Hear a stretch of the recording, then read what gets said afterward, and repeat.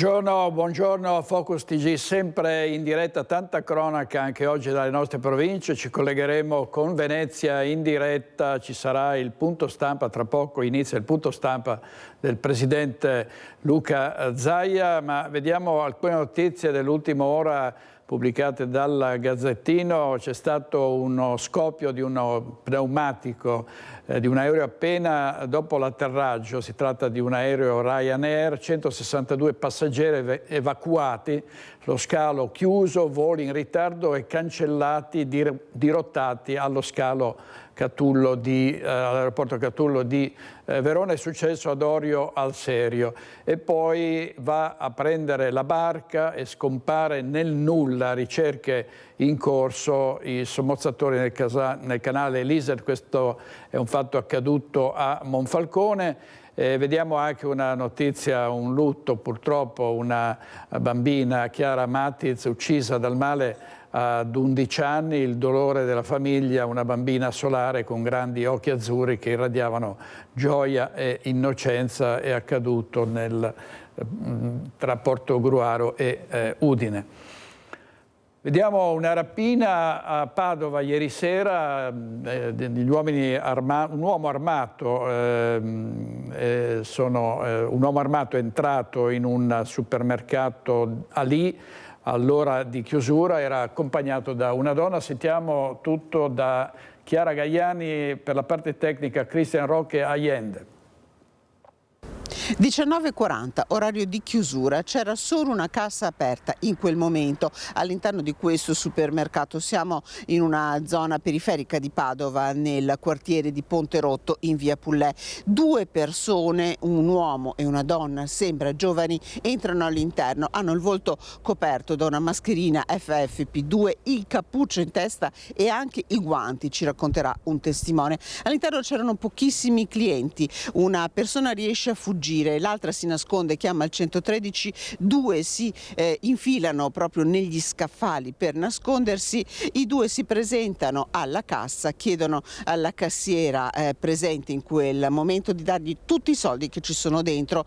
L'uomo è armato, la cassiera mette tutto all'interno, i due fuggono, hanno usato questa zona per fuggire, sono fuggiti a piedi, si sono infilati proprio all'interno di questi condomini che ci sono proprio a ridosso del supermercato. E allora adesso sentiamo la testimonianza di una persona che ha visto proprio tutto e poi anche la paura dei residenti in questa zona. Visto per caso la rapina? Sì, la sera come alle 7:40 di sera ho visto due ragazzi di qua, loro chiudono tutto la fiscale, anche guanti, tutto. Io sono andata via 5 minuti prima della rapina, ero qui proprio con mia figlia perché abito qui e quindi sì, è una zona che ormai non è proprio sicura. Devo dire, io ho 3 figlie, facevo anche fatica anche a portarle giù a giocare al parco. Questa è stata già rapinata 6-7 anni fa, io mi ricordo benissimo, sempre a quell'ora lì.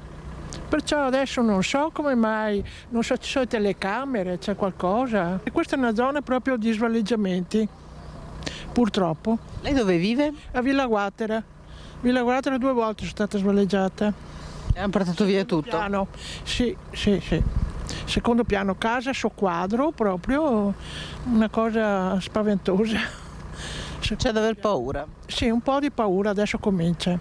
Erano le 19:40 quando è successo. Chiusura? Che schifo. E questo è un quartiere malfamato. Tutta la gente che c'era in via Anelli è qui. Il nostro bene amato sindaco li ha portati tutti qui. Quindi dice che se l'aspettava una cosa del genere? Sì. Io abito vicino alle carceri, proprio vicino alle mura. Dormo sempre col fucile in fianco al letto. Io ho lavorato una vita per costruire quello che ho costruito. Viene dentro uno, mi maltratta e mi porta via tutto. No. 2 le telefonate arrivate in contemporanea quasi alla polizia, la prima di una cliente, la seconda della stessa cassiera una volta che i 2 rapinatori erano usciti. Indagini sono in corso per identificarli. Restiamo a Padova, dove dovrà ricostruire ancora una volta quella tragica domenica di giugno il papà della piccola Akira, la bimba di 3 anni sfuggita al controllo del genitore, come ricorderete annegata nella canaletta di Scolo durante una festa della comunità camerunense.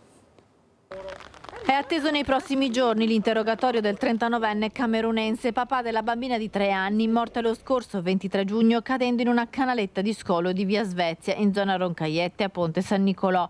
Il papà della piccola Akira, ingegnere informatico 39enne, è indagato dalla procura per omicidio colposo per non aver vigilato sulla figlia che nella confusione della festa che si stava svolgendo si era allontanata dirigendosi verso la canaletta.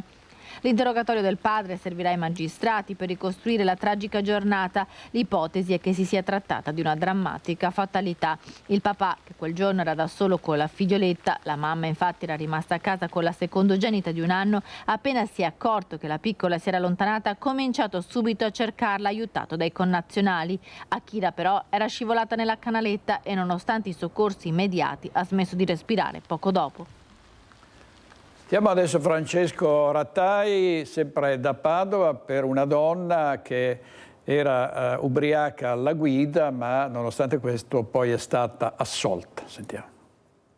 Per ben 2 volte quella sera di gennaio del 2023 era risultata positiva all'alcol test, prima 1,94, poi 1,67, quantitativi di alcol 4 volte superiori al limite consentito. Una 29enne di Campodarsego, però, è stata assolta dopo aver impugnato il decreto penale di condanna del giudice. Fondamentale per assolvere la giovane la testimonianza di un'amica.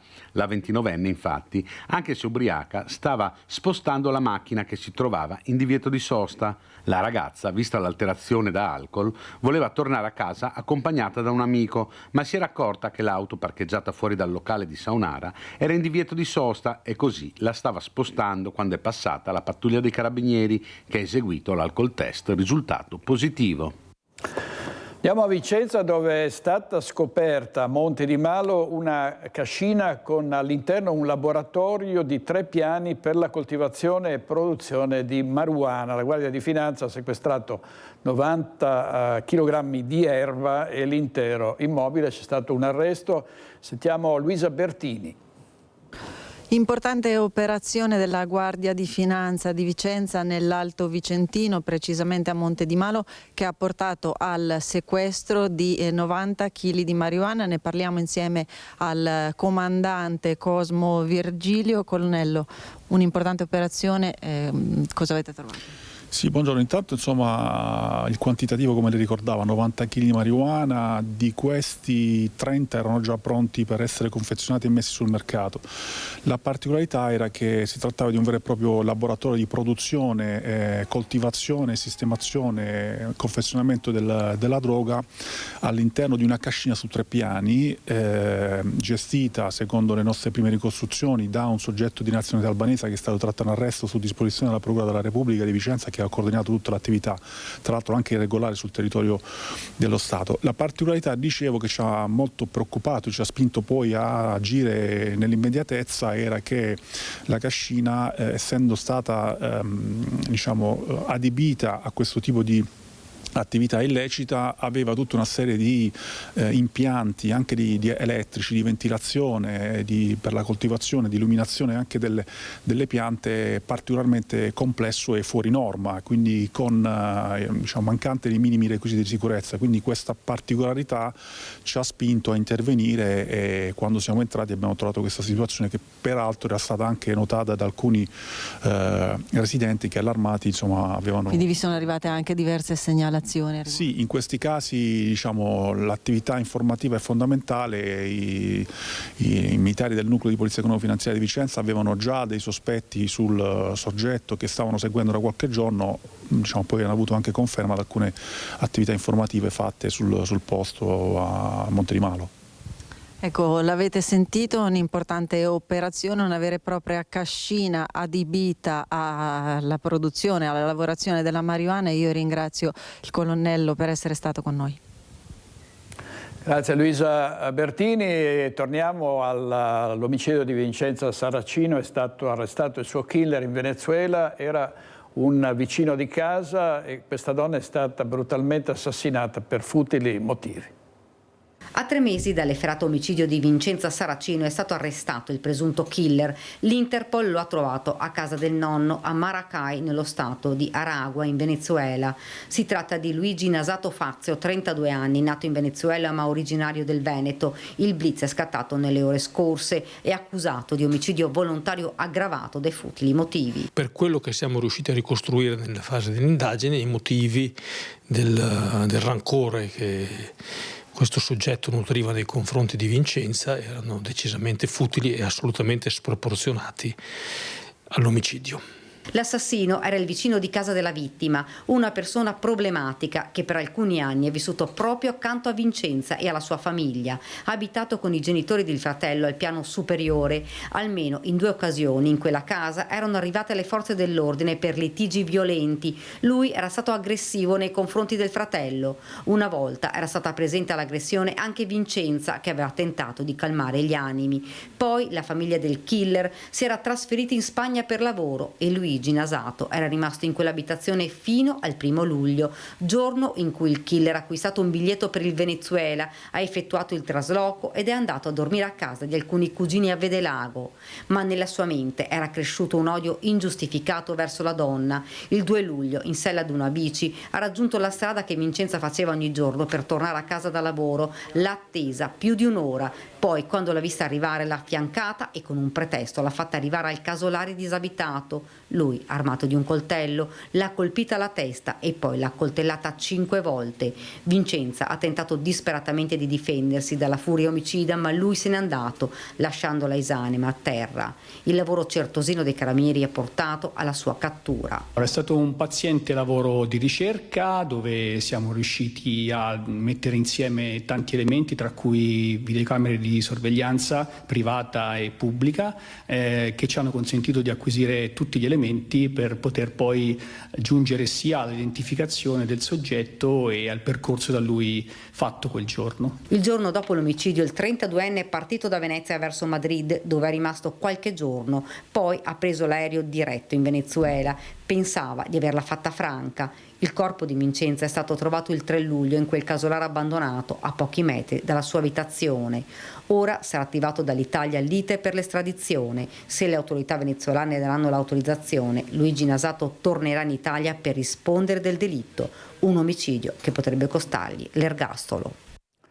Servizio di Daniela Sizia, andiamo in diretta a Venezia dove sta parlando in conferenza stampa il presidente Luca Zaia, sentiamo. Diciamo un processo di cambiamento anche di approccio culturale che non è stato facile portare avanti. Oggi noi abbiamo 5 centri Breast Unit in Veneto, il punto di riferimento è lo IOV ovviamente come realtà hub e poi abbiamo questi 5 centri SPOC. Ma cosa significa? Significa che abbiamo dovuto battagliare con i chirurghi che non accettavano che si facesse questa scelta, perché comunque i cancri del seno uscivano da quelle sale operatorie e andavano dedicati a soli team di professionisti che si occupano solo di cancro al seno. Dall'altro voglio anche ricordare che il processo del Breast Unit ci permette oggi di essere molto efficienti, perché prendiamo in carico la donna dal sospetto, che so, della palpazione, dell'autopalpazione, dice c'è un nodulo, tutto quello che è la diagnosi con il lago aspirato, tutta la fase di diagnostica con l'istologico e poi l'eventuale intervento chirurgico, le cure e quant'altro, e quindi questo ci permette di essere molto più performanti. Prova ne sia che abbiamo oltre il 90% dei cancri del seno refertati in fase di screening che hanno un esito di cura positivo, nel senso che la mortalità al 5° anno è assolutamente una delle più alte, una delle più basse in Italia, quindi c'è un tasso di sopravvivenza che supera il 90%.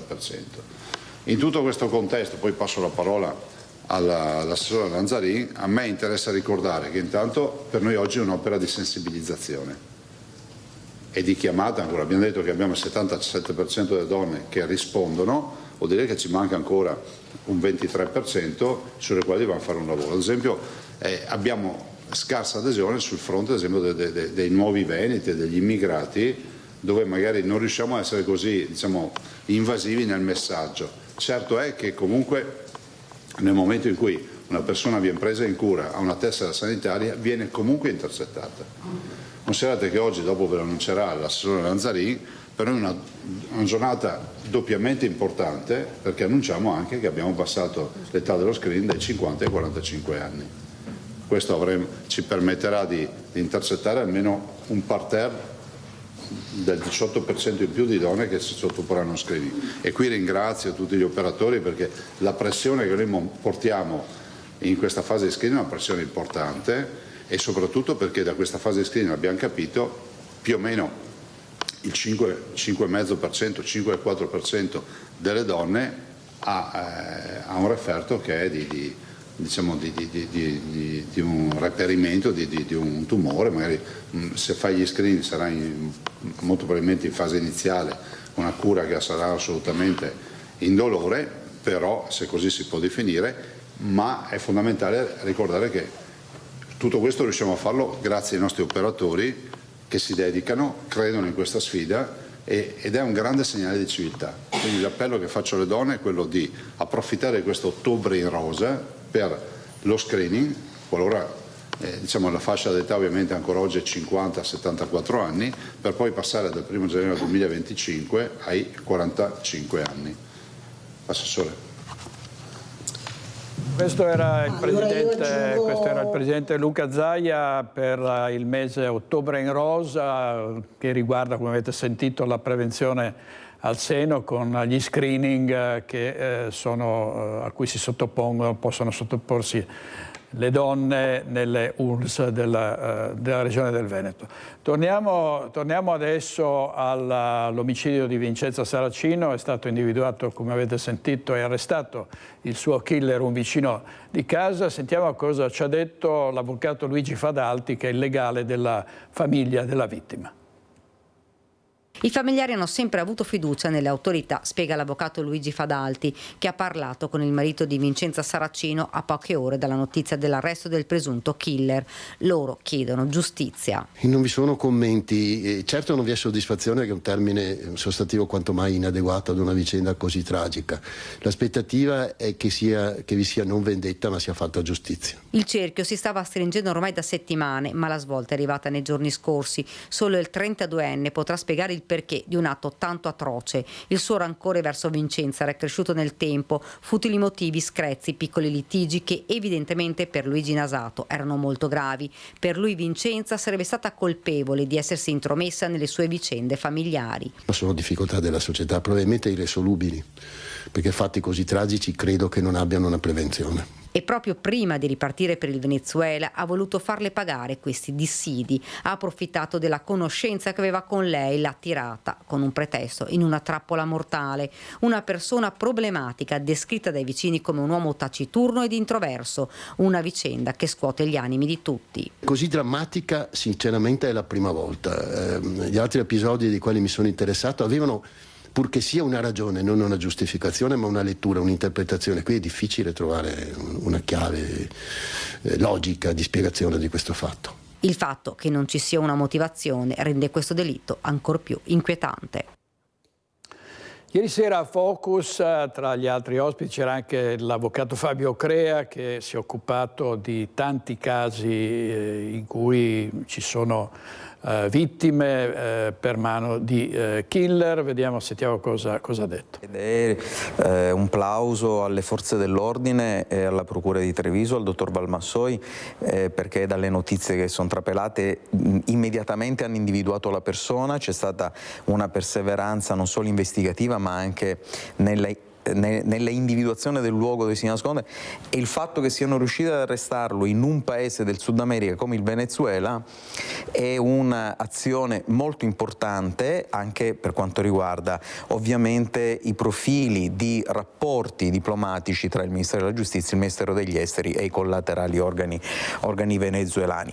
Detto questo, c'è una cosa che effettivamente impressiona fino al momento in cui non sarà come dire, chiarito quello che è il possibile movente movente c'è il fatto che sia inspiegabile come tipo di omicidio, sia per le relazioni amicali che esistevano, sia per la vita della povera signora Vincenza.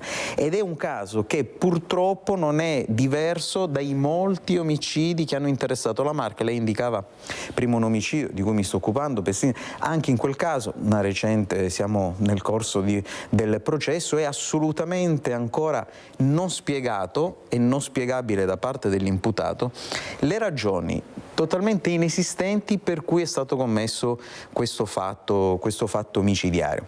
Questo è un elemento particolare. Avete sentito, no? L'avvocato diceva ci sono delitti come questo in cui proprio non si sa quale sia stato il movente, qui si parla di futili motivi. Sentiamo comunque le reazioni di chi conosceva Vincenza Saracino.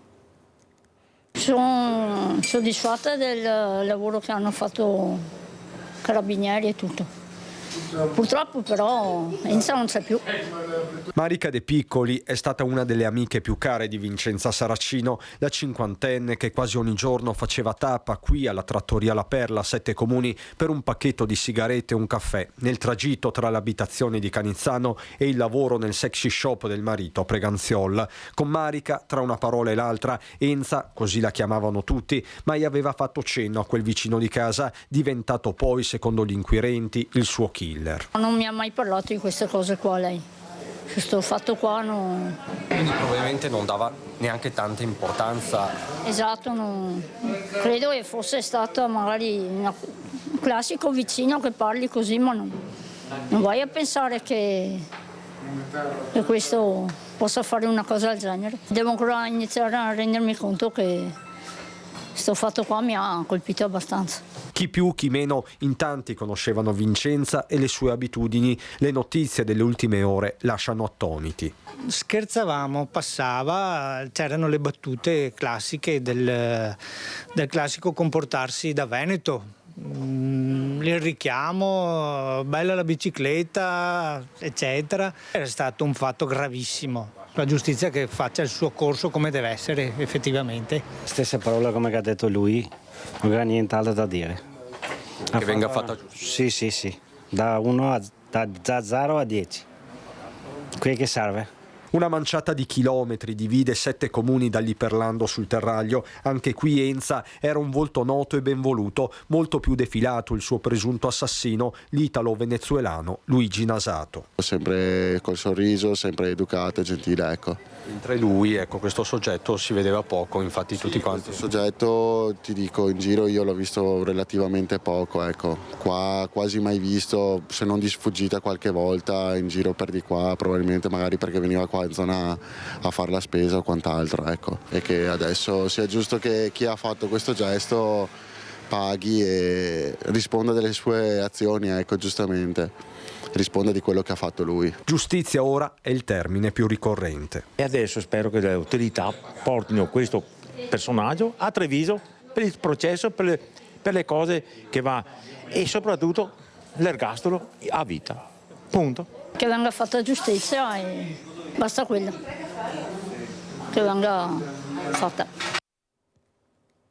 Oggi in regia Renato Cappoia e Alberto Pivetta. Andiamo avanti con la strage di Varago. Il 1° ottobre 1984, esattamente 40 anni fa, la strage di Varago di Macerata con il pullman carico di studenti che fu sventrato e tranciato a metà da un camion, come vedete nelle immagini dell'archivio storico di Antenna 3. Morirono in 7, il più giovane aveva 13 anni, il più vecchio 22, senza contare una decina di feriti. La tragedia avvenne alle 13:45, entrambi i mezzi non procedevano ad alta velocità, ma la strada era troppo stretta per il passaggio di entrambi. Il cassone del tir centrò in pieno il pullman con i ragazzi. Gli autisti dei due mezzi furono condannati, una strage che ha segnato nel profondo la comunità di Macerata. Ai funerali qualche giorno dopo parteciparono 3.000 persone anche dai comuni limitrofi. Oggi l'amministrazione porterà dei fiori sulla tomba delle vittime. Stasera alle 18:30 una messa in suffragio nella chiesa parrocchiale. Ancora guai per il trapper Baby Touché. Domenica mattina i carabinieri sono intervenuti di fronte alla parrocchia di Roncaglia, dove stava circolando libero un grosso cane pitbull, risultato poi essere del trapper residente a Conselve e che a Ponte San Nicolò ha una sala di registrazione. Alla vista dei carabinieri che lo volevano identificare per restituirgli il mastino di sua proprietà, Baby Touché non ha voluto mostrare i documenti, sostenendo di essere un personaggio famoso. La discussione si è così animata, sono arrivati anche alcuni amici dell'uomo. Uno di loro, come sfida ai militari, si è acceso uno spinello e per questo è stato segnalato alla prefettura come assuntore. Baby Touché è stato denunciato per resistenza a pubblico ufficiale. Il DASPO per 5 ultra del Lecco avevano ingaggiato una rissa al termine della partita a Trento-Lecco di Lega Pro disputata lo scorso 1° settembre allo Stadio Euganeo di Padova. Il pari sul campo dello Stadio Euganeo il 1° settembre scorso, dove si era disputata la sfida di Lega Pro tra Trento e Lecco, non aveva calmato gli animi già caldi durante il match e infatti durante il deflusso dagli spalti la polizia di Padova era dovuta intervenire per evitare il contatto tra le tifoserie opposte, garantendo l'uscita. Proprio in questa fase 2 risse a poca distanza di tempo l'una dall'altra si sono scatenate invece tra i supporter del Lecco, appartenenti a 2 frange ultras diverse. Una ventina i soggetti coinvolti, 5 dei quali sono stati denunciati per oltraggio a pubblico ufficiale. Dal successivo esame delle immagini dei filmati registrati allo stadio, il questore ha disposto 5 provvedimenti di DASPO che hanno raggiunto per 5 anni un 42enne, un 37enne e un 44enne. Per altri 2 tifosi di 47 e 38 anni, il divieto di allontanamento dalle manifestazioni sportive è stato fissato in 3 anni. I provvedimenti sono stati notificati dagli agenti della Digos di Padova e Lecco. Torniamo sui funerali di Giacomo Gobbato che si sono svolti a Jesolo. La messa è stata officiata dal patriarca di Venezia, Francesco Moraglia. Giacomo Gobbato ha perso la vita a Mestre tentando di difendere una donna che era stata assalita da un rapinatore.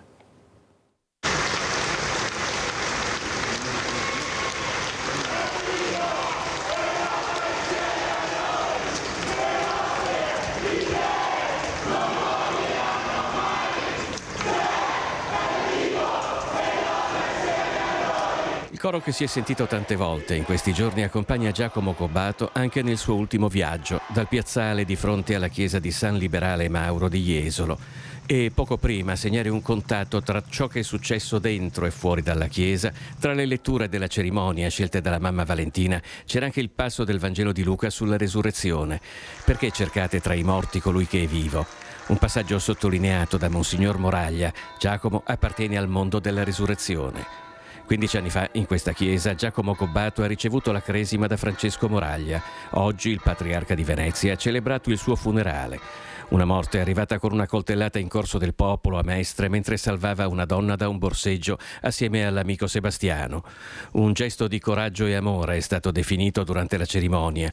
Non è giusto limitare una persona ad un unico gesto, ha detto poi Moraglia, ma è vero anche che ci sono gesti che sono come il sigillo di tutta un'esistenza.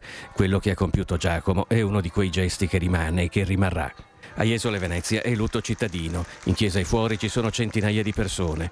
La bara è stata coperta da un drappo granata con il disegno di un gabbiano color oro. C'è anche un giubbetto salvagente arancione a ricordare il lavoro delle onlus che soccorrono i migranti nel Mediterraneo, a cui saranno destinate le offerte del funerale. Il sacrificio estremo di Giacomo ha destato un'enorme impressione a Mestre, dove 10.000 persone hanno sfilato per ricordarlo. Giacomo ha lasciato un'eredità preziosa. Sta ora a chi è rimasto farne tesoro.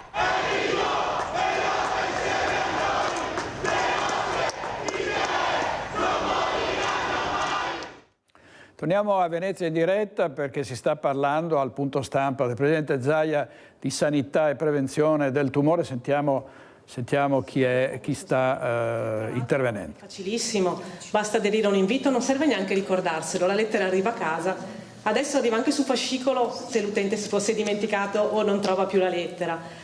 Può andare in una farmacia, quella che gli è più comodo, consegnare il kit, ritirare il kit e riportarlo nella stessa farmacia. Quindi è veramente facile e molto agevole per la popolazione. Questo è lo screening che raccoglie entrambi i generi. E leggere bene le istruzioni. Sì. La domanda era che cosa devono fare i maschietti, oltre al colon. Allora, in questo momento lo screening organizzato in un programma riconosciuto come tale e organizzato dal sistema sanitario è solo quello del colon retto. Poi le nuove raccomandazioni europee, così come anche il piano oncologico nazionale, aprono nuovi screening, tra cui quello della prostata, suggerendo però di partire con progetti pilota per valutare anche i risultati e poi una successiva estensione graduale su tutto il territorio. Quindi in questo momento abbiamo uno screening organizzato che è quello del colon retto, dove andiamo bene ma potremmo andare ancora meglio, e poi apriremo allo screening della prostata. Forse quello del polmone. Prego. No, Sentiamo ancora. Dottoressa Caumo, anche un progetto nazionale per valutare la fattibilità e la sostenibilità dello screening per il carcinoma del polmone.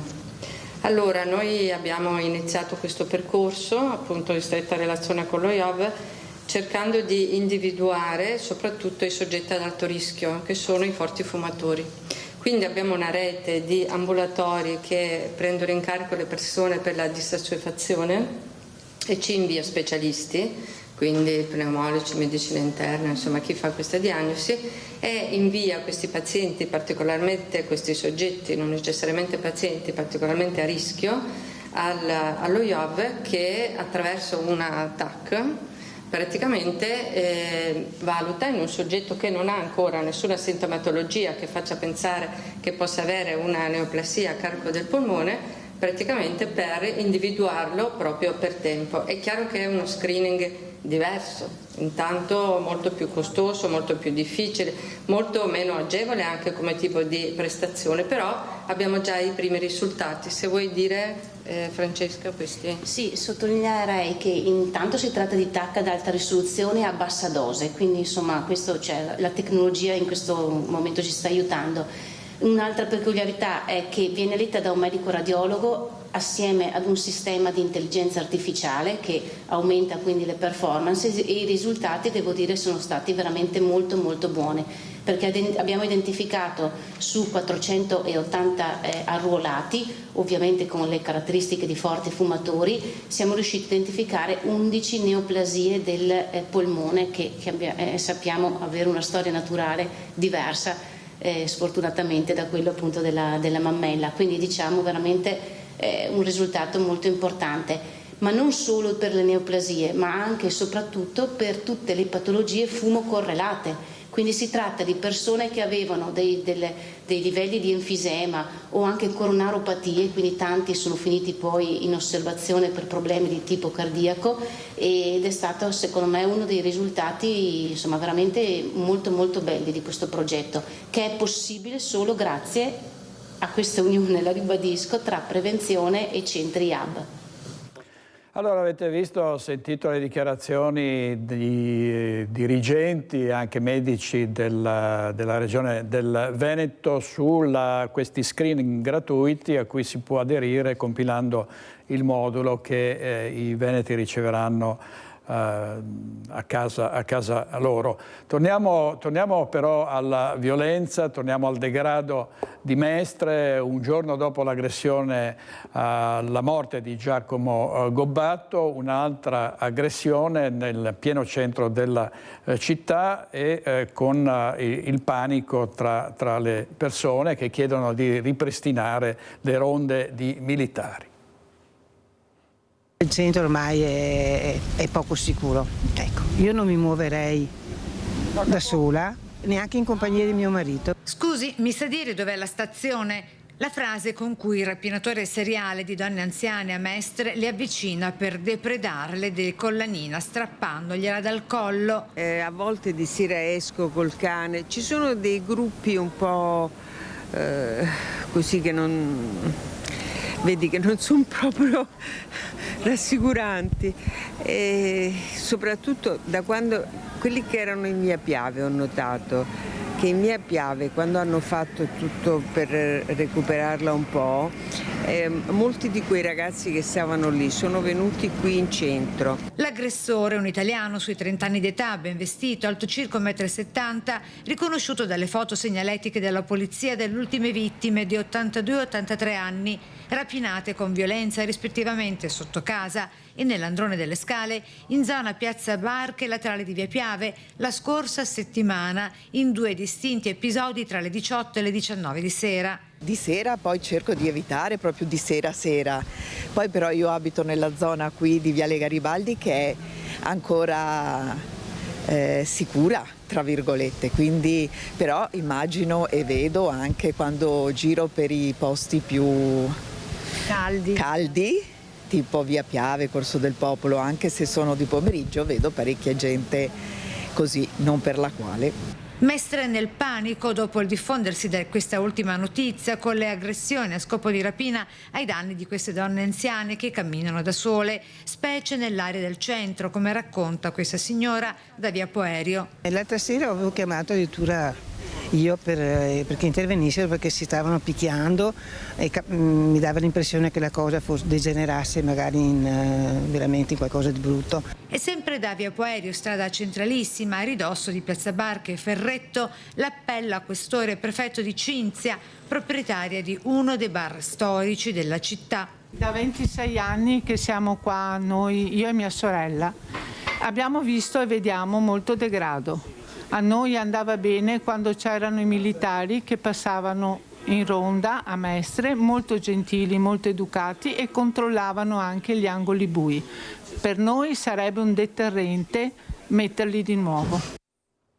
Servizio di Anna Maria Parisi, aggressioni che avvengono anche in zone considerate fino ad ora più tranquille. Qui siamo nel Bellunese, aggressione ai danni di una coppia, vediamo.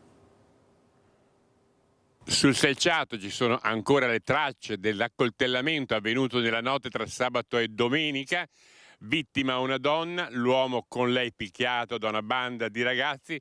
Siamo vicini al locale Jador, che è frequentato dai giovani, e davanti al consorzio agrario di Treviso e Belluno. Quello che è accaduto però è ancora da ricostruire. L'accoltellamento è avvenuto in via del Boscon, non lontano dalla discoteca Jador. La magistratura ha aperto un fascicolo con l'ipotesi di reato di lesioni aggravate. Nella notte tra sabato e domenica una coppia è stata aggredita. Lei è stata ferita da una coltellata al braccio, lui è stato picchiato da un gruppo di persone, probabilmente di giovane età. Le indagini sono affidate alla squadra mobile della polizia, che è immediatamente intervenuta sul luogo dell'accoltellamento. Qui c'è un'attività investigativa in corso, coordinata dalla Procura della Repubblica, quindi su questo non posso dire, se non che la squadra mobile di questa questura sta attivamente lavorando sul caso. Possiamo sperare che si risolva in tempi brevi? Sperare? Le speranze sono sempre, come dire, considerate accettabili e positive, ma è inutile fare previsione. Bisogna lavorare, il lavoro investigativo è un lavoro certosino, bisogna mettere insieme i pezzi, vagliare tutte le situazioni e poi vediamo dove arriveremo. Gli autori dell'aggressione per il momento non sono stati ancora individuati, ma si spera che le descrizioni fornite dalle vittime possano aiutare a individuarli. I fatti sono avvenuti verso le 5 del mattino, quando la discoteca era già chiusa. La coppia sulla quarantina sarebbe stata circondata da un gruppo di quasi una decina di persone davanti all'ingresso del consorzio agrario. Arrivate le ambulanze, gli aggrediti sono stati portati al pronto soccorso del San Martino. L'anziano 86enne che abita nella casa dall'altra parte della strada ci racconta i rumori sentiti nella notte, ma di come, abituato agli schiamazzi, non si sia affacciato a guardare, scoprendo l'accaduto il giorno dopo, quando dietro il guardrail dalla parte dove abita, le forze dell'ordine, che secondo lui cercavano una borsa, hanno trovato un portafogli. Infine ci fa notare come l'uva della sua pergola sia finta schiacciata vicino a dove si è verificato l'accoltellamento, come dire che chi c'era era lì da un po'. Le indagini proseguono con il massimo riservo, ma trapela una cauta fiducia nel buon esito delle operazioni in corso. Chiaramente è un fatto che ha una certa rilevanza da un punto di vista criminale, e quindi logicamente dobbiamo cercare di fare luce. Servizio di Fabio Fioravanti con l'operatore Stefano Bozzi della nostra redazione di Belluno. Adesso andiamo a Treviso perché Cristian Arboit ha sentito un sindaco, Mario Conte, furibondo con le ferrovie italiane, responsabili di procedere con molta lentezza, dice il sindaco, nei lavori di restauro della stazione ferroviaria. Buongiorno da Casugana, dove nelle scorse ore è partita una lettera a destinatari vertici di RFI. L'oggetto, il cantiere in stazione, un cantiere che va a rilento, troppo a rilento, qualcuno parla addirittura di un cantiere fantasma. A suonare la sveglia è stato proprio nelle scorse ore il sindaco Mario Conte. Sindaco Mario Conte, insomma, la misura è colma. Lei ha chiesto ai vertici di RFI di intervenire il prima possibile. Sì, ho chiesto un incontro urgente ai vertici di RFI perché in occasione dell'ultimo sopralluogo fatto personalmente ieri ho riscontrato che in un cantiere da 20 milioni di euro c'erano presenti 6 operai che quindi non riescono certamente a garantire il cronoprogramma. Ricordo che siamo già pesantemente in ritardo, cioè RFI è in ritardo di quasi 2 anni sul cronoprogramma e poi ho riscontrato tutta una serie di criticità, dal degrado, la sporcizia, mancano le panchine e i cestini sulle banchine, insomma una stazione indecorosa di cui io mi vergogno, gliel'ho detto anche telefonicamente ai vertici di RFI, però pretendo che ci sia una risposta immediata sia da un punto di vista delle maestranze presenti in cantieri che da un punto di vista del rispetto del cronoprogramma e soprattutto da un punto di vista del decoro e della pulizia della stazione, che è un punto di accoglienza dei turisti e di coloro che utilizzano i treni anche per questioni lavorative. Non accetto che ci siano persone sedute per terra, sporco ovunque, e un cantiere che risulta essere davvero troppo in ritardo e in condizioni di abbandono. Anche perché parliamo di un quadrante comunque caldo della città e questa situazione di degrado di certo non aiuta. Ma degrado porta degrado, pulizia porta pulizia. Ecco, noi siamo per la pulizia, ci stiamo impegnando anche col settore lavori pubblici per rendere quanto più armoniosa la presenza di questo cantiere da un punto di vista della viabilità, degli attraversamenti pedonali, però serve un cambio di marcia da parte di RFI perché questa situazione non può più andare avanti così. La collaborazione comunque è massima e li ringrazio perché si sono comunque dimostrati sensibili e disponibili, adesso però aspettiamo i fatti. I fatti sono più uomini nel cantiere e più soluzioni, diciamo così, tampone antidegrado, di questo stiamo parlando. No, serve pulizia, serve arredo urbano, quindi se non metti i cestini è normale, cioè non è normale, però è comprensibile che la gente butti i rifiuti per terra, quindi noi dobbiamo creare le condizioni igienico-sanitarie perfette, dopodiché se c'è qualche maleducato lo andremo a sanzionare, però se tu non metti i cestini, non metti le panchine e soprattutto il cantiere risulta in stato di semi-abbandono, è più probabile che si crei una sacca di degrado. Ultimissima battuta, da cronoprogramma i lavori dovrebbero ultimare verso la seconda parte del 2025, però è chiaro che se non ci sono uomini e mezzi al lavoro si rischia di ritardare. C'è un ma e c'è un problema all'orizzonte, le Olimpiadi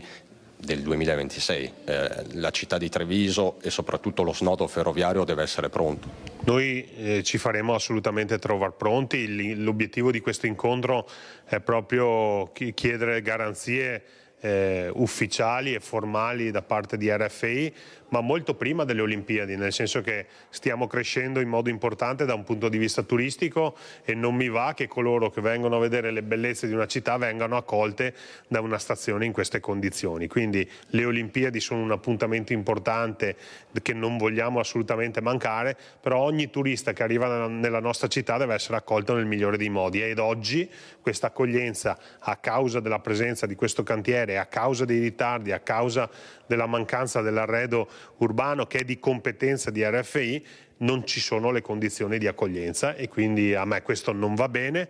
l'ho fatto presente formalmente a RFI e lo farò presente anche nella riunione indetta nei prossimi giorni. Insomma, un messaggio forte e chiaro, mittente Mario Conte, destinatario RFI, a questo punto si attendono risposte concrete. Da Kasugana è tutto. Grazie a Christian Darboit, al sindaco Mario Conte, riconfermato presidente dell'ANCI. Torniamo a Venezia dal presidente Zaia perché sta ancora parlando, vediamo. Friedman nella teoria dei bisogni dice che ha più bisogno uno che ha avuto e non ha più, ed è esattamente il cambiamento, no? Uno che ha avuto e non ha più. Quando tu proponi di cambiare, pensate anche a qualsiasi abitudine anche che noi abbiamo come umani, no? Solo il cambiamento anche della postazione a tavola ti dice ma io ero di qua, non avevo spifferi, avevo la luce giusta, e quindi il cambiamento, avere e pensare di non avere più, invece il cambiamento sarà che avevo e avrò di più. Questa non è un'equa divisione del malessere, ma un'equa divisione del benessere. E io sono felice che si incardini il provvedimento, perché dimostreremo con i fatti, perché poi nero su bianco qualcosa verrà scritto in questi mesi, e quindi chiunque, a iniziare i miei colleghi governatori, valuteranno se sono porcherie e cose non attuabili o se magari dicono se l'avessimo anche noi, che abbiamo sempre detto di no, forse varrebbe la pena di dire anche di sì, visto e considerato che non stiamo parlando di una rivoluzione contro l'unità d'Italia o per affamare qualcuno. Una cosa tecnica, lei pensa che le prossime riunioni con il Ministro saranno sempre con le 4 regioni insieme o è più probabile che siano... La legge dice riprendere i lavori per le regioni che hanno iniziato e quindi c'è noi. E la legge dice anche che chi chiede di poter aprire il tavolo deve aprire, perché poi la Costituzione cosa dice? Dice che c'è l'intesa tra lo Stato e la singola regione. Quindi non è un'intesa, diciamo, comunitaria da Pullman. No, non lo so dire, cioè non lo so dire. Non lo so dire. Eviterei di dare tempi a un tavolo così autorevole e importante. Sicuramente noi abbiamo fatto tutti i compiti per casa.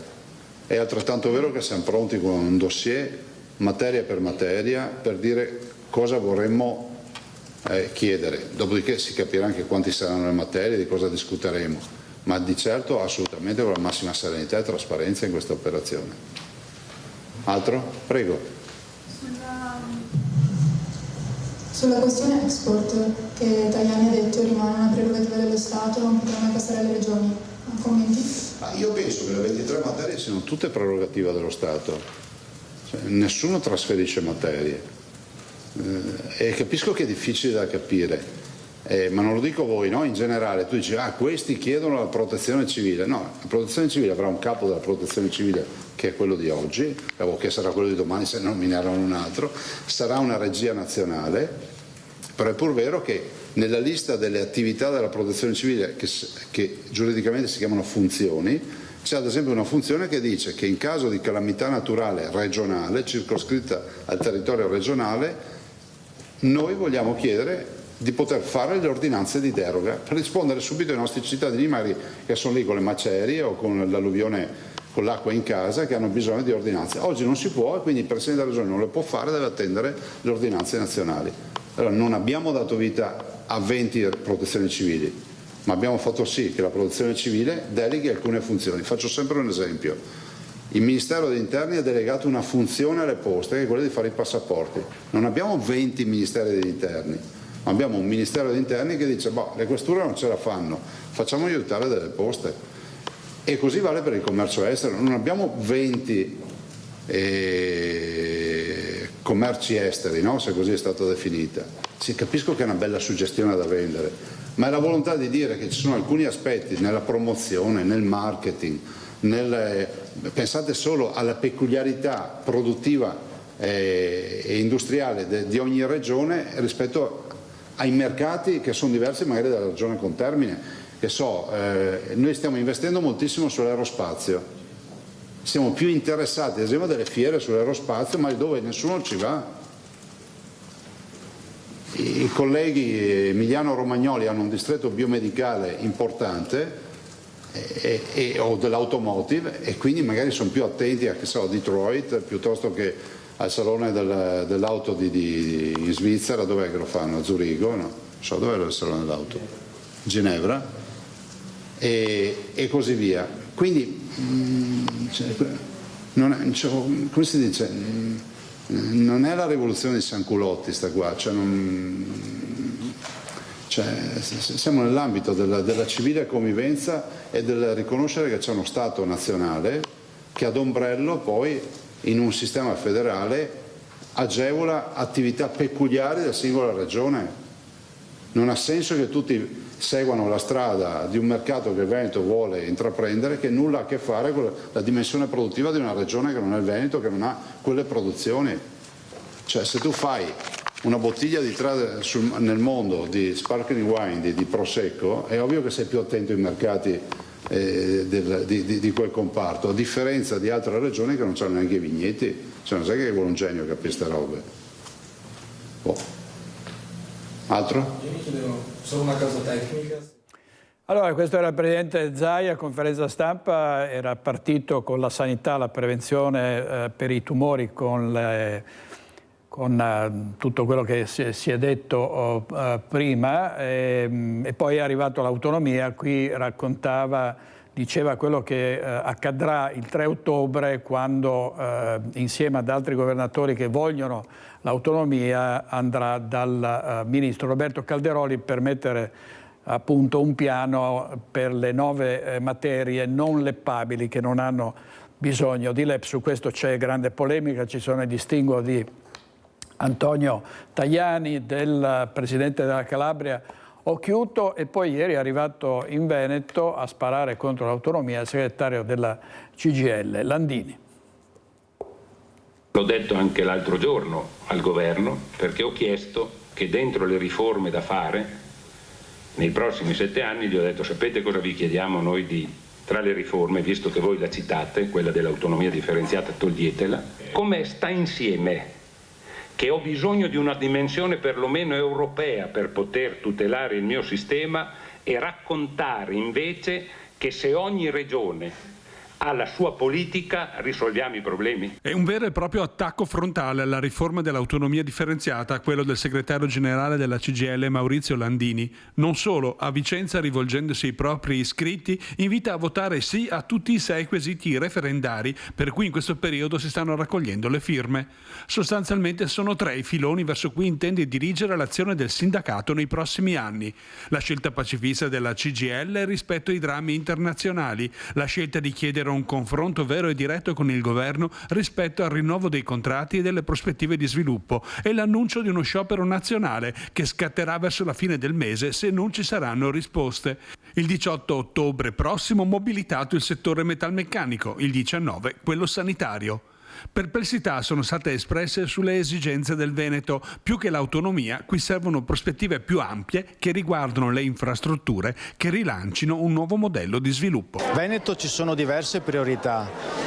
Guardare al futuro con fiducia rispetto allo sviluppo. I dati sul rallentamento della produzione industriale anche nel Vicentino sono un problema che va analizzato. Serve un'occupazione di qualità, quindi meno precarietà, più stabilità, e serve ridare valore e significato dei nostri servizi pubblici. Purtroppo la sanità pubblica sta vivendo una fase difficile anche nella nostra regione. Vediamo adesso la battaglia di Arrigo Cipriani, il patron del famoso Eris Bar, che combatte contro il moto ondoso e denuncia il comune. Sentiamo. Il canale di Giudecca è diventato l'Oceano Pacifico, insomma non si può più circolare, con una barca a remi è impossibile attraversarlo. È molto difficile stare in piedi sui pontili perché i pontili ondeggiano continuamente, ma soprattutto è proprio le dimensioni delle onde. E poi c'è anche le rive, sono diventate che quelle impraticabili, con una marea normale a 80 cm, 70 cm, le onde scavalcano e per cui bagnano i piedi. È diventata una roba che non sembra neanche essere Venezia. Una situazione ormai insostenibile, quella del moto ondoso, per cui il celebre ristoratore Arrigo Cipriani, unendosi alle numerosissime proteste di veneziani e commercianti, ha deciso di querelare Capitaneria di Porto nella persona del comandante pro tempore e comune nella persona del sindaco Brugnaro. La situazione, evidenzia, è notevolmente peggiorata. Adesso ci sono questi barconi che portano i turisti dal Tronchetto oppure da Fusina in piazza San Marco, che quando sono carichi di gente, in più sono anche degli scafi non fatti per portare la gente, sono scavi che fanno delle onde particolarmente alte, e per cui è peggiorata molto la situazione. Il moto ondoso, tra l'altro, impedisce di poter esercitare l'attività all'Eres Dolci sul canale della Giudecca, motivo per cui Cipriani aveva anche cercato di porre rimedio autonomamente. La gente che sta mangiando ha l'acqua sui piedi molto spesso. Allora io ho messo, negli anni scorsi avevo messo una specie di barriera di legno, ma molto bassa, di 20-30 cm. Quest'anno ho messo quello che si chiama i bottazzi, cioè un legno invece messo orizzontale che rompe l'onda quando viene su, in maniera che eviti il sorpasso. Questo è stato bocciato, per l'amor di Dio, non va bene, non lo vede nessuno, però è stato bocciato. Il motivo? La soprintendenza l'ha ritenuta in contrasto col decoro dell'isola, ottenendo il diniego del comune. Eppure, spiega il suo legale, peraltro questa struttura, questi frangiflutti sono assolutamente compatibili con il decoro, perché sono bianchi, del colore della pietra d'Istria, ed è la continuità ovviamente che la soprintendenza ritiene invece non ci sia sulla riva. E poi c'è ancora l'attesa per il Barca Velox, il cui decreto è ancora fermo al Senato. Ci auguriamo che sia una cosa che potrà funzionare quanto prima.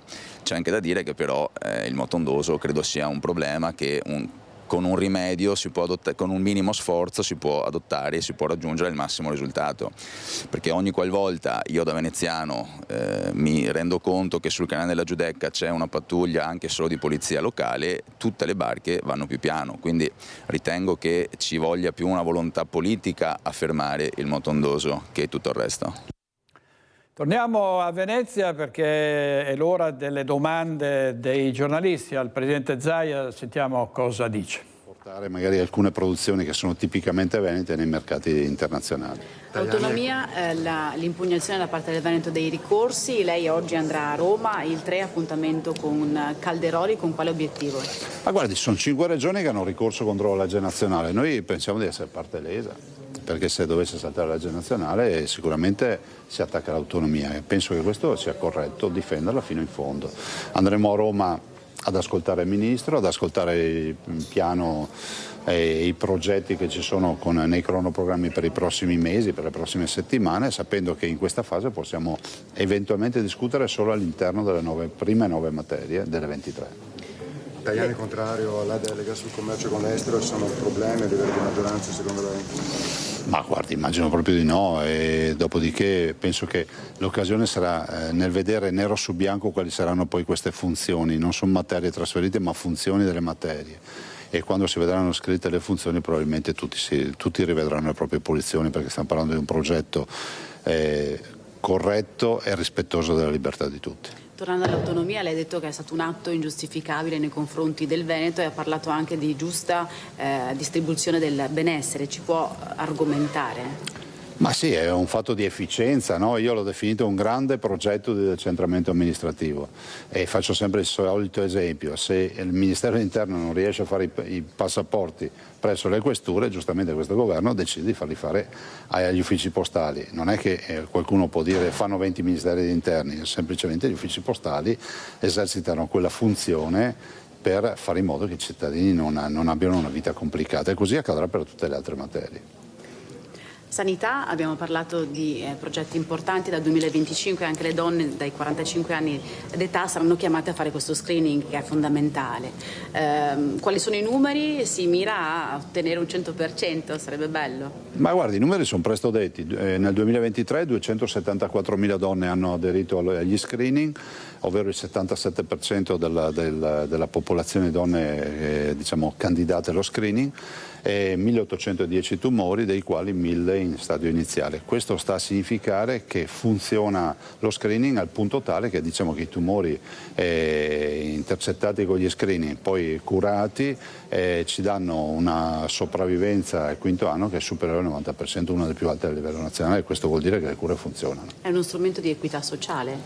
Beh, è un grande segnale di civiltà e di equità sociale, perché uno screening è gratuito, ricordo, e invitiamo appunto con questa iniziativa dell'Ottobre in Rosa a fare in modo che anche quel 23% di donne che non rispondono alla chiamata possano valutare di rispondere. Gli uomini sempre un po' restii a farsi controllare, ad andare dal dottore, ovviamente anche loro insomma dovranno farsi controllare, si guarda al controllo del polmone, della prostata, cos'altro? I polmoni riguardano anche le donne e per la prostata è sicuramente buona prassi fare qualche visita urologica, soprattutto magari dopo una certa età, tipo sopra i 50 anni. Dall'altro è anche vero che i maschietti hanno uno screening che è quello ad esempio del colon retto e quindi con il sangue occulto nelle feci, che vale anche per le donne, ma ad oggi uno screening per la prostata non c'è, quindi non hanno una chiamata.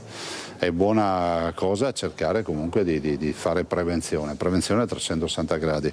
Io parlo già da anni con i miei tecnici perché si possa partire con una prostate unit, no? Quindi pensare di parlare anche di screening. Adesso ci sono le prime linee guida, cercheremo di capire se si riuscirà. Allora, il Presidente Zaia parlava di sanità, prevenzione, gli screening soprattutto contro i tumori. Ci sono delle testimonial di eccezione per la battaglia contro i tumori, che sono Sabrina Salerno e Donatella Rettore, che vedo insieme a Cristian Arboit. A te, Cristian. È qui insieme a me ed è un grandissimo onore, lo dico anche da fan, mi concedo questa... Meno male, tra popolo di Marca siamo qua. Allora, Donatella Rettore, grandissima testimonial dell'iniziativa Bra Day 2024, ne ha parlato Zaia a Venezia, ma ci sono tante iniziative diffuse su tutto il territorio. Una di queste a Treviso, Palazzo Giacomelli, è in corso, il relatore principale è il professor Berna, ma che sentirete questa sera nel corso dei nostri telegiornali. Adesso però vogliamo la testimonianza di Donatella Rettore, che è una testimonianza importante che insomma scuote le coscienze e chiama in causa positivamente anche la nostra sanità. Donatella, ti va di ripercorrere? Certo. La nostra è molto importante la prevenzione. Una piccola cosa volevo fare, se mi sta ascoltando spero di sì, c'è un'altra mia collega che è una mia carissima amica che purtroppo anche lei è passata sotto questa spada di Damocle, che è Sabrina Salerno. Ciao Sabrina, fammi sapere come stai, quando ti posso telefonare. E io sono qui e manchi tu, sei stata tu a invitarmi e guarda le cose della vita, però so che andrà tutto bene, ti voglio bene Sabri. È un abbraccio tra dive ma soprattutto tra persone. Tra donne, noi donne siamo delle donne che si amano. Ecco, era l'ottobre del 2020, sì. Eravamo alle prese, era marzo del 2020, eravamo alle prese con il primo lockdown e un macigno ti cade in testa. Sì, esatto, due macigni, cioè io che non ho delle grandi spalle, però dai, siamo qua e guardiamolo positivamente. Io sono stata presa proprio all'inizio, per cui non ho avuto una chirurgia importantissima, però hanno dovuto pulire perché poi dopo l'esame istologico era risultato positivo. E comunque non abbiate paura, perché adesso proprio c'è questa levano pochissimo dove serve, e in ogni caso se c'è da levare tutto abbiamo dei validissimi dottori del seno che possono ricostruire il vostro seno più bello di prima. Sei stata ricoverata allo IOV. Allo IOV di Castelfranco, operata dal dottor Mora. Ed era appunto il marzo del 2020 in uno scenario surreale, così lo hai raccontato. Sì, surreale, perché mio marito che mi era venuto a prendere non lo facevano entrare, io non potevo uscire. È stata una cosa, sembrava un film.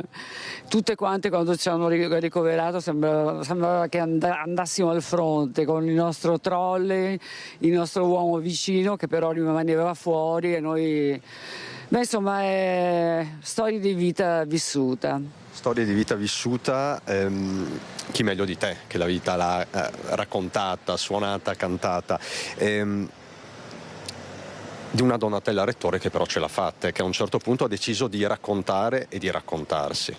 Sì, per aiutare io sono ancora qua, mi hanno dato ancora un po' di tempo per cantare, per gioire, non del tempo, perché il tempo è un po' matto e non ci fa proprio godere, però di godere delle amicizie, dei miei animali, della musica. E la vita è importante viverla bene, in salute, e fare di tutto perché la salute è proprio la cosa più importante. Se non hai la salute non fai niente.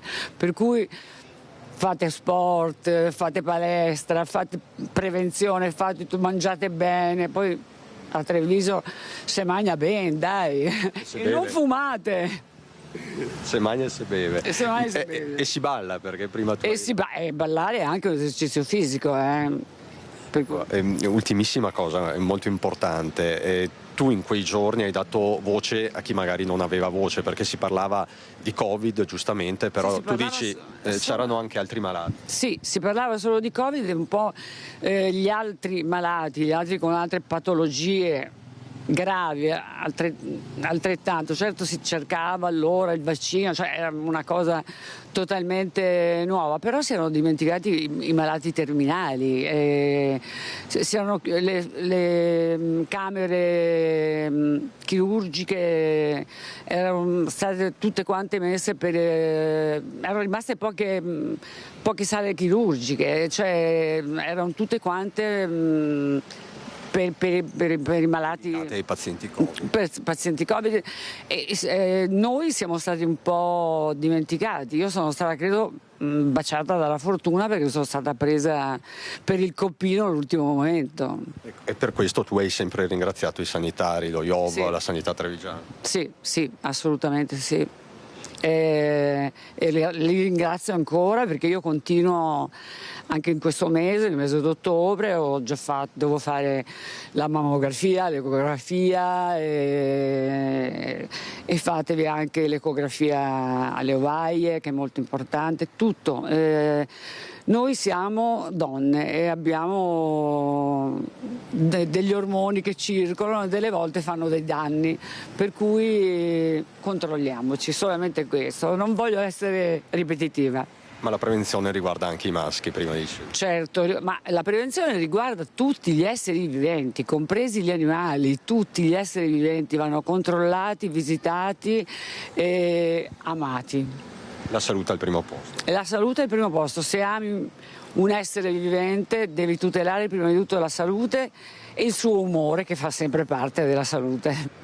Un grazie di cuore a Donatella Rettore, grazie mille Donatella. Da Palazzo Giacomelli per il momento è tutto. Questa sera, direttore, torniamo nel merito, andremo nel merito dell'iniziativa anche con il dottor Berna. Con Tommaso Migot da Palazzo Giacomelli ti restituisco la linea. Grazie Cristian, grazie molte, è davvero toccante questa intervista a Donatella Rettore. Chiudiamo con una notizia appena arrivata da Mestre. Guardate a cosa porta l'esasperazione per il degrado. Travolge con l'auto 2 tossicodipendenti, quarantenne in fin di vita. L'uomo era stanco della loro presenza sotto casa sua, è stato fermato dalla polizia. In tutti i nostri telegiornali stasera daremo i particolari di quest'ultimo episodio di cronaca nera a Mestre. Andiamo in pubblicità.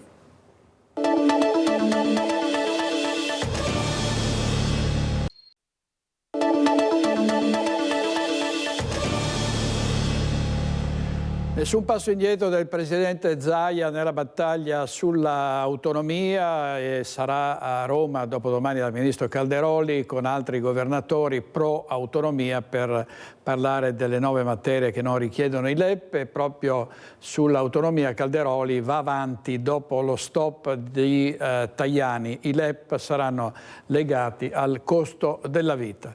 E su questa grande riforma siamo andati a sentire i bassanesi. Sentiamo. Ma l'autonomia è una buona cosa, ovviamente l'unità è sempre condivisa col governo di Roma, però avere maggior libertà potrebbe essere una boccata di ossigeno per tutti, o sbaglio? No, io sono a favore. Sono assolutamente a favore, perché ho grande fiducia nella nostra regione e so che può essere sicuramente gestita nel modo migliore in piena autonomia. Ma è meglio l'autonomia. Perché è meglio? Almeno c'è un pochettino più libertà, questo qui. Un pochettino più lavoro, un pochettino più solidarietà, penso. Non è che me ne intendo tanto, ma insomma penso che questa qui poi l'autonomia, una cosa porta a quell'altra. Bene. Sono contraria. Perché contraria? Perché siamo italiani tutti e quindi l'autonomia secondo me crea disparità. Poi può darsi che sbagli, questa è la mia idea. Ci sono già però... Io ho votato contro quando c'è stato il referendum, cosa c'è stato? In Italia però ci sono già 5 regioni autonome. Infatti io le toglierei perché non è giusto che abbiano tutte i privilegi che hanno. Siccome lo sappiamo quanti privilegi hanno, non è giusto. Siamo tutti uguali, dal nord al sud. E lei è favorevole all'autonomia regionale? Sì, veramente. Il Veneto con la Lombardia e la Liguria e il Piemonte sarà dopodomani al tavolo del governo per chiedere almeno su 9 materie maggiore autonomia. Altre regioni però hanno detto no, ci sono 1.300.000 firme contro l'autonomia differenziata. Lei dice autonomia sì? Sì. Perché? Basta guardarci, basta sapere, il nostro sangue veneto è questo, insomma. Pensare, io ho avuto anche un nonno che è emigrato e le tradizioni le ho trovate anche in America. I veneti erano un popolo di lavoratori, ma non è che con questo si è razzisti, perché si dice... Ho avuto un papà che ha detto l'Italia deve essere unita perché ha fatto la seconda guerra mondiale, ma come stanno andando le cose, le scuole, la sanità, io propongo per l'autonomia. L'esempio dell'autonomia è la Sicilia, è la Sardegna. Speriamo che non succeda qua. Trentino Adige però. Sì, però il Trentino Alto Adige va un po'. Troppi privilegi. Ma sarebbe giusto avere. È un dibattito acceso, ma lei su quella che ha chiesto il Veneto e che porterà al tavolo del governo? Non marginale le concessioni, ma tutte. Io sono d'accordo, tutte.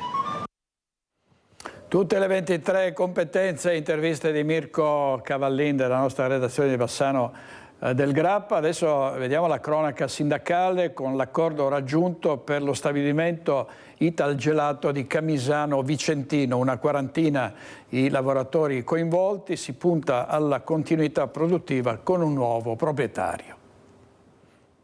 A fine agosto si parlava di chiusura, a fine settembre è arrivata nuova luce in fondo al tunnel. Per la Italgelato di Camisano Vicentino si è aperto un ampio spiraglio per la salvaguardia dei posti di lavoro di oltre 40 dipendenti diretti e indiretti. C'è grande soddisfazione per il traguardo raggiunto perché siamo riusciti ad aiutare i lavoratori a 360 gradi, indeterminati, multiservizi e anche lo staff leasing. L'obiettivo è la continuità industriale del sito. La proprietà, seduta assieme ai sindacati al tavolo della Regione Veneto, si è impegnata a farsi parte attiva, almeno fino alla fine dell'anno, nella ricerca di un subentrante che possa garantire il rilancio dell'azienda. Il risultato è quasi insperato, viste le premesse di alcune settimane fa. Siamo partiti da 1-0, tutti a casa domani, ad aver raggiunto un ottimo traguardo perché ci sarà la cassa integrazione come ammortizzatore sociale fino al 31/12 e dopodiché c'è prevista anche in alternativa l'incentivo all'esodo volontario con una buona cifra e in più comunque l'attività di scouting per trovare un compratore, un acquirente continua, prosegue e diciamo che siamo molto ottimisti. La fase di negoziazione è stata impegnativa, ma ha portato un risultato importante per tutto il territorio. Noi ci auguriamo che la continuità nel sito, grazie ad un nuovo protagonista, possa continuare a salvaguardare soprattutto il tessuto industriale di Camisano e quindi speriamo che possa essere data una risposta alla necessità di ricollocamento dei lavoratori coinvolti in primis. Siamo molto fiduciosi che ciò possa accadere. 3 giorni di mobilitazione per i rider padovani che hanno manifestato dopo l'investimento di un loro collega. Paghe aumentate, più tutele in caso di consegne in ritardo da parte del ristoratore. È stato un lungo pomeriggio di trattativa, quello tra i sindacati che sostenevano i rider e la piattaforma di delivery Glovo. Alla fine si è arrivati all'accordo che ha messo fine alla mobilitazione iniziata 3 giorni prima, quando si era diffusa la notizia che un giovane rider pakistano di appena 31 anni era morto dopo essere stato investito da un'auto ad inizio settembre mentre tornava da una consegna in Via del Santo a Limena. Bici elettriche e motori motorini con cesti termici delle consegne parcheggiati in piazza Mazzini da sabato hanno così ripreso a circolare in città, ma non è stato facile arrivare ad un'intesa. Queste erano le richieste della CGIL. Le richieste a noi possono sembrare minime, si parla di passare da 3 euro a 3,50 euro o rimborso chilometrico da 37 centesimi a 50 centesimi o il bonus per quando piove. Sono richieste minime che singolarmente noi abbiamo portato sempre avanti. La scintilla è stato l'incidente del rider che come lavoratore autonomo non ha nessuna tutela. Le trattative sono state lunghe ed altalenanti, ma alla fine si è ottenuto un aumento della paga per un singolo ordine di 30 centesimi lordi e le maggiorazioni sui rimborsi chilometrici. Glovo poi si impegnerà a monitorare le consegne dei ristoratori e i rider, che a loro volta dovranno sempre avvisare in tempo reale se si verificano ritardi. A Vicenza saranno restaurati i portici di Monte Berico con un progetto del valore di quasi 4 milioni di euro. È un'opera da realizzare in vista del Giubileo del 2026. Abbiamo presentato in questi giorni un progetto esecutivo per il restauro dell'intero tratto dei portici di Monte Berico dall'importo di 3.800.000 euro, un importo molto considerevole e per il quale cercheremo di accedere ai contributi dell'8 per 1000. Quindi presentiamo questo progetto che prevede principalmente il rifacimento del tetto, la sanificazione degli intonaci. I portici soffrono di molta umidità derivante sia dalle infiltrazioni dal sottoterreno sia dal tetto che è in molti punti ammalorato. Fermare il degrado e restituire alla città la fruibilità dei portici di Monte Berico, e questo sostanzialmente è il duplice obiettivo che l'amministrazione comunale si è posta per proteggere questo bene artistico e storico, uno tra i simboli inconfondibili della città, un bene che va tutelato non solo per i residenti ma anche per il turismo religioso e culturale in prospettiva del Giubileo mariano del 2026, un prerequisito in linea con le richieste del bando per i fondi dell'8 per 1000 destinato alla tutela di opere come questa. La speranza è appunto quello di poter accedere ai contributi dell'8 per 1000, per questo abbiamo presentato il progetto nei tempi giusti entro il 30 settembre per poter appunto fare richiesta per i contributi e per questo anche l'abbiamo suddiviso in più stralci. Abbiamo chiesto e ottenuto la valutazione di interesse culturale che era un prerequisito per accedere a questo tipo di domanda. Il primo dei 3 lotti del cantiere destinato ad iniziare è quello in prossimità del santuario, ancora indefinita però la data di inizio lavori. Ora abbiamo presentato la domanda per l'8 per 1000, dovremo attendere alcuni mesi perché vengono vagliate tutte le domande che sul territorio nazionale arrivano per questo tipo di finanziamento e quindi al momento non siamo in grado di dire quando potremo partire. Il cronoprogramma previsto dei lavori prevede un intervento che si sviluppa nell'arco di 12 mesi. Servizio di Daniele Garbin, pubblicità e torniamo subito.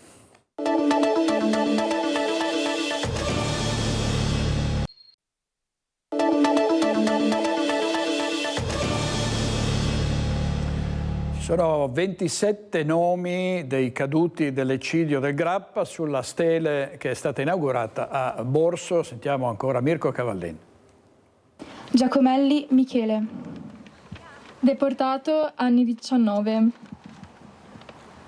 Guadagnin Ermenegildo, deportato anni 19. Li hanno ricordati tutti, chiamandoli per nome, cognome, età e modalità di esecuzione. Sono i 27 giovani e giovanissimi di Borso, Sant'Eulalia e Semonzo, vittime dell'eccidio del Grappa di 80 anni fa. I loro nomi sono stati riportati nella stele inaugurata alla presenza di tutti gli alunni dell'Istituto Comprensivo di Borso del Grappa.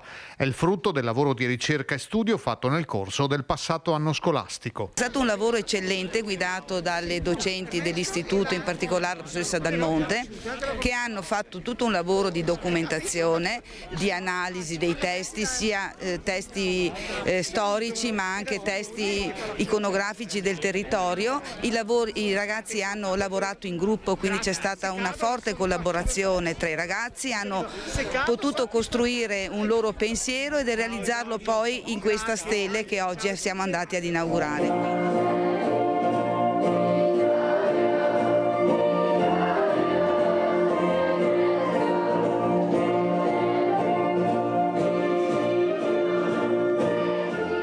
Il comune di Borso del Grappa è socio onorario dell'ANPI ed è stato uno dei teatri dell'operazione Piave del settembre 44, un segno indelebile nella memoria della comunità. Significa che è sempre coltivata la memoria e che è necessario continuare a coltivarla. Oggi sono molto contento per la numerosissima partecipazione delle associazioni, ma in particolare degli alunni delle nostre scuole, che hanno scoperto e sono certo manterranno vivo il ricordo di questa giornata e anche il valore appunto del sacrificio umano patito dalla nostra comunità, ma non solo dalla nostra comunità, per la pace, l'uguaglianza e la libertà e la democrazia. Assieme alla stele che ricorda i caduti del rastrellamento è stato inaugurato anche il passaggio pedonale che unisce via Roma al parco di Villa Lunardi, che consentirà di accedere comodamente all'area verde e passare davanti a questi nomi, ricordando il loro sacrificio e la libertà per cui hanno lottato. Torna il Giro del Veneto e a Vicenza il grande evento avrà ripercussioni sulla viabilità ed il trasporto pubblico. Vediamo quali sono le novità. 115 anni, più di un secolo di vita. Era il 1909 quando venne organizzato il primo Giro del Veneto, classica di ciclismo, tornata a fiorire nel 2021. L'87esima edizione partirà da Verona e dopo 178 km di spettacolo taglierà il traguardo a Vicenza. Ovviamente non mancheranno le ricadute sulla viabilità in città. Il circuito toccherà Viale Sant'Agostino, Via Vaccari, Via Maganza, Viale Fusinato, Viale Dante Alighieri e Viale 10 Giugno. 5 i giri previsti che vedranno i ciclisti sfrecciare tra i quartieri di Vicenza con uscita verso Arcugnano e rientro in città fino all'arrivo a Monteberico verso le 4:30 del pomeriggio. A causa del coinvolgimento di alcune strade del quartiere Sant'Agostino e lungo il percorso della gara, le corse della linea 4 degli autobus di SVT subiranno alcune modifiche che saranno comunicate con adeguato anticipo. Quest'anno ci sarà la novità della partenza da Verona grazie all'amministrazione di Vicenza che ci ha collegati a Verona e sono stati ben contenti di accettare l'invito. Penso sia un bel connubio Verona-Vicenza perché sicuramente sono due città bellissime da conoscere. Quest'anno tecnicamente per riuscire a far divertire ancora di più gli appassionati vicentini e quelli che verranno da fuori siamo riusciti ad aumentare un giro su Monteberico, quindi ci aspettiamo tanta gente e tanto pubblico. 16 ottobre 2024, mercoledì pomeriggio a Monteberico c'è l'arrivo del Giro del Veneto, ci saranno 5 passaggi, quindi tutti gli appassionati di ciclismo possono stare in un luogo iconico Monteberico e vedere passare i loro beniamini tante volte. La partenza sarà da Verona, l'arrivo a Monteberico, vi aspettiamo numerosi.